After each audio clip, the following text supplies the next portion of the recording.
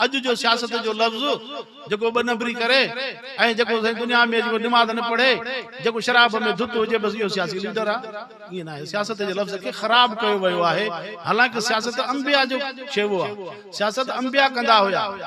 इन जे करे अज जा आलिम जेके सियासत करन था उहा ही सियासत करन था।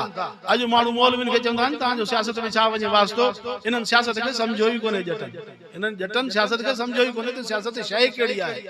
उन्हनि सम्झो आहे त शायदि बस ईअं बेनमाज़ी हुजे, शराबी कबाबी हुजे, ज़ानी हुजे, ज़ालिम हुजे ऐं ॿ नंबरी करे फ्रॉड करे धोखो करे वाइदा करे फिरी वञे। सियासत इहो कमु आहे। तंहिं करे इहो सियासत जो कमु मौलवियुनि जो थोरो ई आहे, इहो त वॾनि जो कमु आहे। अॼु का माण्हू सियासत खे सम्झनि कोन था।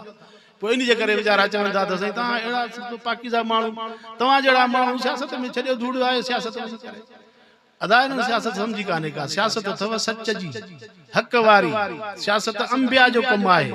आम जड़े तड़े कम जो कमु न आहे सियासत करणु। सियासत अंबिया जो कमु आहे। सियासत खे सम्झणु घुरिजे। असां सम्झो कोन्हे को इन जे करे असां इन लफ़्ज़ खां परेशान थी विया आहियूं।